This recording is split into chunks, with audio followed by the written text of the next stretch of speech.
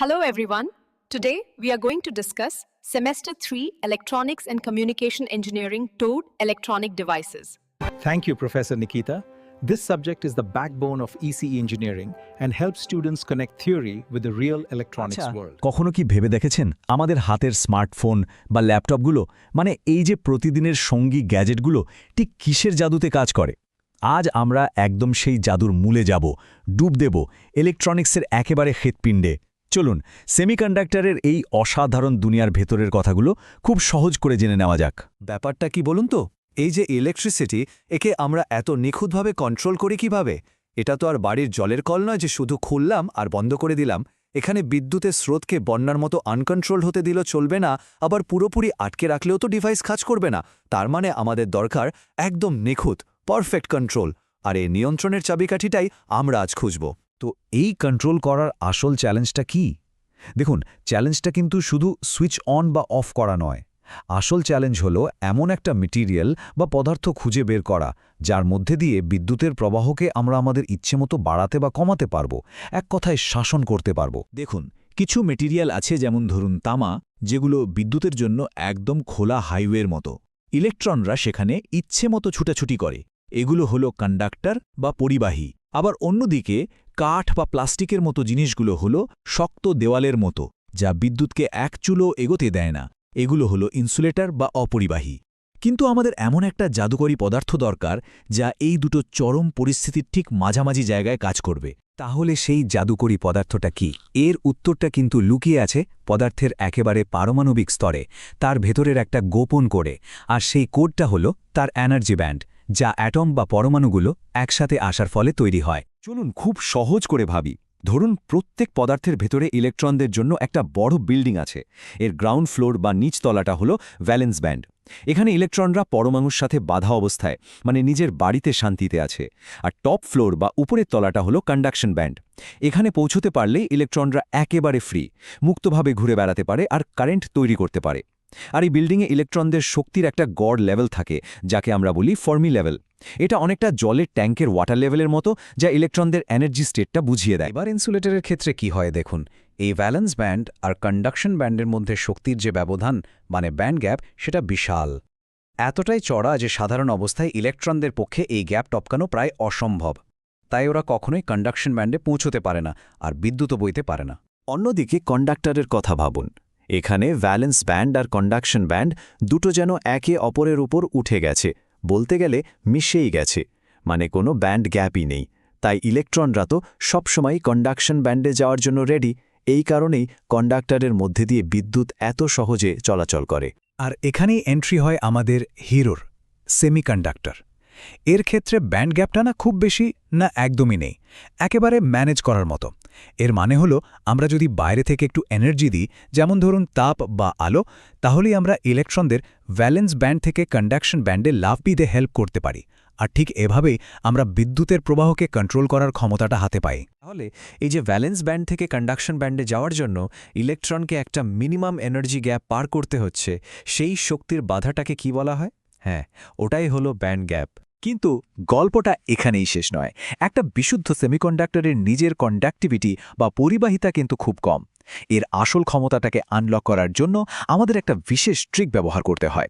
একে বলে ডোপিং, বা সহজ বাংলায় বললে ভেজাল মেশানোর শিল্প। দেখুন, সেমিকন্ডাক্টর মূলত দু রকমের হয়। একটা হলো ইন্ট্রিনসিক বা বিশুদ্ধ, যেমন খাঁটি সিলিকন। ভাবুন একটা ক্রিকেট টিম যার সব প্লেয়ারই অলরাউন্ডার, কিন্তু কেউ স্পেশালিস্ট নয়। আর অন্যটা হলো এক্সট্রিনসিক বা ভেজালযুক্ত। এখানে আমরা ইচ্ছে করে বাইরে থেকে কিছু অপদ্রব্য বা ইম্পিউরিটি মিশিয়ে দিই। ঠিক যেমন একটা ক্রিকেট টিমে একজন স্পেশালিস্ট ফাস্ট বোলার বা একজন বিধ্বংসী ব্যাটসম্যানকে আনা হয় টিমটাকে অনেক বেশি শক্তিশালী করার জন্য। এই ভেজাল বা ডোপিং আবার দু রকমের হয়। যদি আমরা পেন্টাভ্যালেন্ট ইম্পিউরিটি মেশাই, মানে যার বাইরের কক্ষে 5টা ইলেকট্রন আছে, তাহলে একটা ইলেকট্রন এক্সট্রা থেকে যায় এবং সেটা ফ্রি হয়ে যায়। এটা হলো এন টাইপ সেমিকন্ডাক্টর। এন মানে নেগেটিভ, কারণ আমরা একটা এক্সট্রা ইলেকট্রন পাচ্ছি। আর যদি আমরা ট্রাইভ্যালেন্ট ইম্পিউরিটি মেশাই, মানে যার বাইরের কক্ষে 3টে ইলেকট্রন আছে, তাহলে একটা ইলেকট্রনের ঘাটতি হয়, একটা খালি জায়গা তৈরি হয়। এই খালি জায়গাটাকেই আমরা বলি হোল, আর এটা হলো পি টাইপ সেমিকন্ডাক্টর। পি মানে পজিটিভ, কারণ হোলটা একটা পজিটিভ চার্জের মতো আচরণ করে। এই টেবিলটা দেখলেই পুরো ব্যাপারটা পরিষ্কার হয়ে যাবে।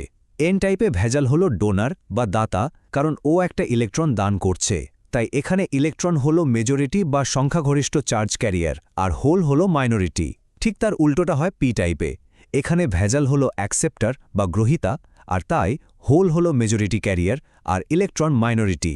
এই মেজরিটি আর মাইনরিটি ক্যারিয়ারের কনসেপ্টটা কিন্তু ডিভাইস তৈরির জন্য সবচেয়ে জরুরি। তাহলে এবার একটা প্রশ্ন, সেমিকন্ডাক্টরে যদি পজিটিভ চার্জের মতো আচরণ করে এমন ক্যারিয়ারের সংখ্যা বাড়াতে হয়, মানে পি টাইপ সেমিকন্ডাক্টর বানাতে হয়, তাহলে কোন ধরনের ভেজাল মেশাতে হবে?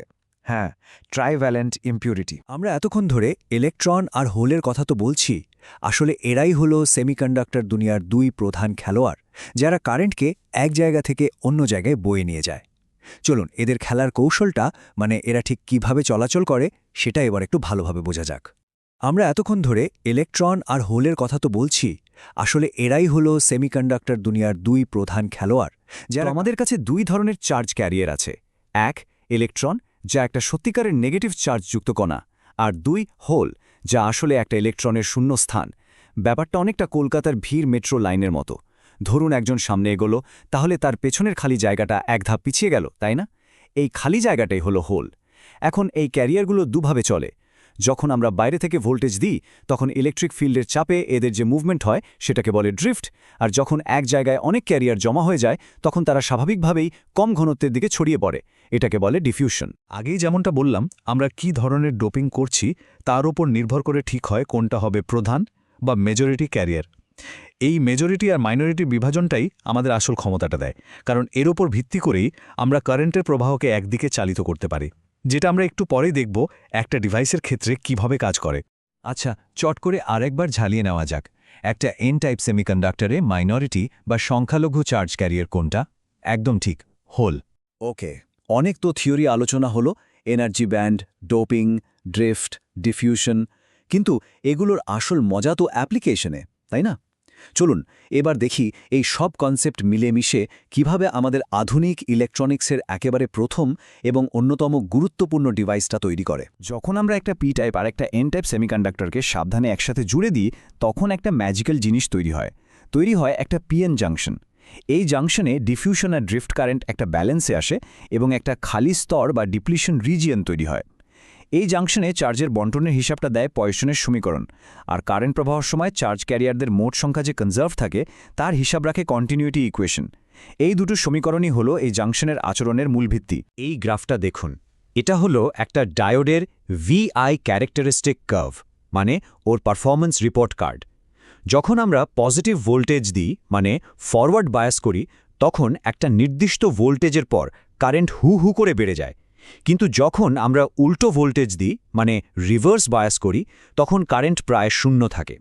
এই কার্ভটাই দেখিয়ে দেয় ডায়োডের সেই অসাধারণ ক্ষমতা, বিদ্যুৎকে শুধুমাত্র একদিকে যেতে দেওয়া, ঠিক একটা ওয়ান ওয়ে রাস্তার মতো। এই যে ফরওয়ার্ড বায়াসে কারেন্ট যাচ্ছে আর রিভার্স বায়াসে আটকে যাচ্ছে, এই একমুখী নিয়ন্ত্রণটা কিন্তু কোনো জাদু নয়। এর পেছনের কারণটা হলো সেই ফিজিক্স যা আমরা এতক্ষণ ধরে শিখলাম। এনার্জি ব্যান্ড, ডোপিং করে তৈরি করা মেজরিটি মাইনরিটি ক্যারিয়ার, আর সেই জাংশনে ড্রিফট ও ডিফিউশনের ফলে তৈরি হওয়া ডিপ্লিশন রিজন, এই সব কিছু মিলেই এই অসাধারণ আচরণটা সম্ভব হয়। তাহলে চলুন পুরো বিষয়টা এক নজরে দেখে নেই। এক, ব্যান্ড গ্যাপই ঠিক করে দেয় কোনো পদার্থ বিদ্যুৎ পরিবহন করবে না নাকি কন্ট্রোল করা যাবে। 2, ডোপিং হলো সেই কৌশল যা দিয়ে আমরা ইচ্ছেমতো চার্জ ক্যারিয়ার তৈরি করি। আর 3, এই দুই ধরনের পদার্থকে জুড়ে পিএন জাংশন তৈরি করে এবং ড্রিফট ডিফিউশনের মতো ঘটনাকে কাজে লাগিয়েই আমরা ডায়োড, ট্রানজিস্টরের মতো ডিভাইস বানাই। শেষে একটা কথাই বলার, এই যে ইলেকট্রন আর হোলের গল্প, এই যে ব্যান্ড থিওরি, এগুলোকে শুধু পরীক্ষার সিলেবাস ভাবলে ভুল হবে। এটা হলো আধুনিক এবং ভবিষ্যতের প্রযুক্তির ভাষা শেখার মতো।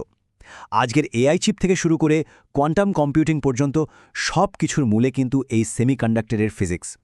এই ভিত্তিটা যদি মজবুত হয়, তাহলে আগামী দিনের যে কোনো টেকনোলজিক্যাল ইনোভেশনকে বোঝা অনেক সহজ হয়ে যাবে। তাই শুধু পড়ুন নয়, ব্যাপারটা অনুভব করার চেষ্টা করুন।